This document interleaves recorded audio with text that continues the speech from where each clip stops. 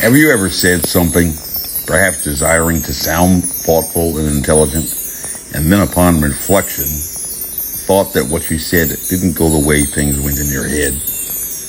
Approaching Easter, one WGTS listener, perhaps starstruck, and in the holiday spirit, was asked a very simple question about if she could choose any moment in biblical history in which she could visit. She replied that she would like to be at the crucifixion to watch her Savior die for her. And she reasoned that that would make her feel more grateful. Beyond the sadistic pleasures one might imagine from this response, you have to wonder what part of faith this Christian does not understand. But don't laugh too fast, because we all sometimes, especially under pressure and wanting to appear perfect before others, say or do the wrong thing. Here's a recent example. Are you for or against biological warfare and the deployment of biological weapons of terror? It sounds like an easy question, and probably 99% of Americans would affirm that they are steadfastly against biological warfare and biological weapons of terror. Zero tolerance, and without exception. But I would argue that the clear majority of Americans in the last election, knowingly or unknowingly, presented a clear statement to history that they are for the perpetuation of biological war and biological weapons of terror.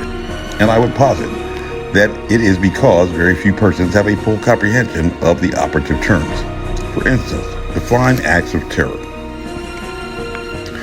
Most recently, at the Capitol, law enforcement officers from the Capitol and the D.C. Police Department acknowledged that there was an act of violence directed at the Capitol, which resulted in the tragic death of one law enforcement officer. But they stated that they had not yet determined whether terrorism was the motive. And in criminal law, attorneys know that a crime consists of exactly two parts, an actus reus, or the criminal action that we see broadcasted on the news, and the mens rea, or mental state, or the motivation for the act. And terrorism, rightly defined, is not just the infliction of mass casualties or fatalities, even if that is probably the thought of most Americans unfamiliar with the practice of law, which is why we generally do not represent ourselves in court. And for a person to be charged with the crime of terrorism, that offensive action, or actus reus, must be accompanied by a desire to adversely affect an economic, a political, or a religious objective, or a combination thereof. So investigators pine through tons of evidence to determine exactly what was going through the mind of a person who may appear to be a terrorist to you, but under the law, simply an act of brutal violence. And if you had to record a mental note for what constitutes an act of terror, the root word terror should provide a clue. To incite or inspire a sense of fear, confusion, or despair, which result in actions that alter your behavior. And this makes biological weapons the perfect weapon for that purpose. If you recall the massive changes in air travel after the events on 9/11, you can see the dedication of resources expended to prevent such an act again. And in opportunity cost, a term in economics, that expenditure for security necessarily deprived financial assets that could have been directed someplace else. And believe it or not, a terrorist does not possess a short-term view, like most people, but is quite revolutionary and is focused upon exactly this reaction after the act, which affects persons like you further down the line, on into the future. While the fatalities count that is flashed on your news set is simply a transaction cost of doing business for a terrorist. And unless you understand the objectives of terrorism, knowingly or unwittingly, you may respond by doing exactly what the terrorist wants you to do. So, with regard to the goals of terrorism, would you say that the novel coronavirus has altered your life? Even more so than the terrorist attacks on 9/11? And have their impacts been felt in the realms of politics, economics, and religion? Perhaps by watching movies in your mind, you perceive a biological weapon as designed to produce mass fatalities. And some have conjectured that if COVID-19 was such a biological weapon of terror, there would have been more fatalities. But this is a fundamental misunderstanding of biological terror munitions.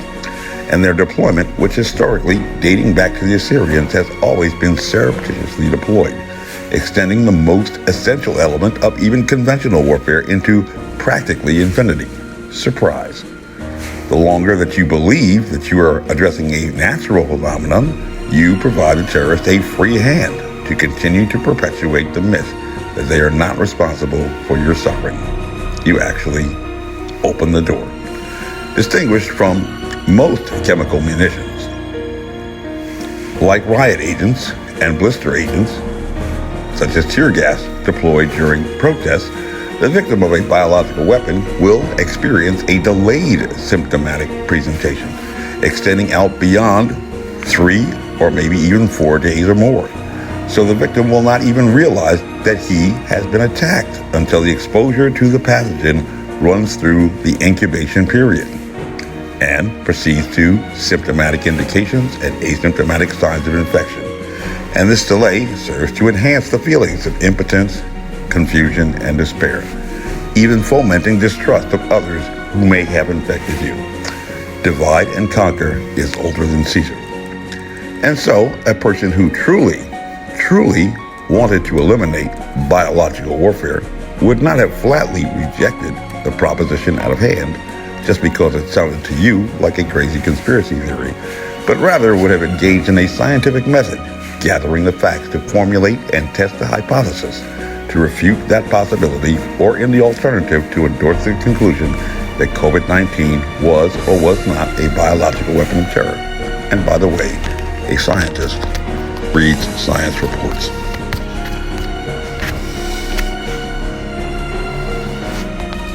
And so here is the truth.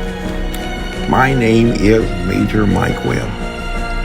And by God, I am running for governor of Virginia. I ask every Virginian and every American true to, like the motto of the infantry, follow me, and we shall overcome. Honest. And y'all come back now. Hip.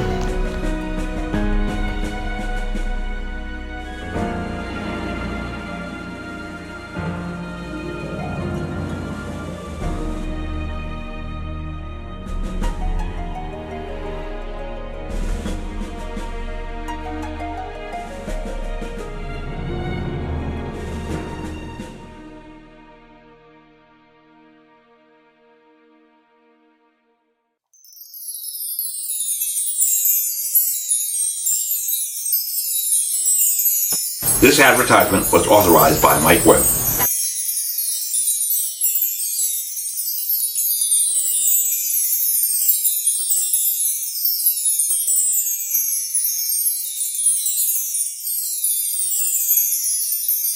And y'all come back now. Hip.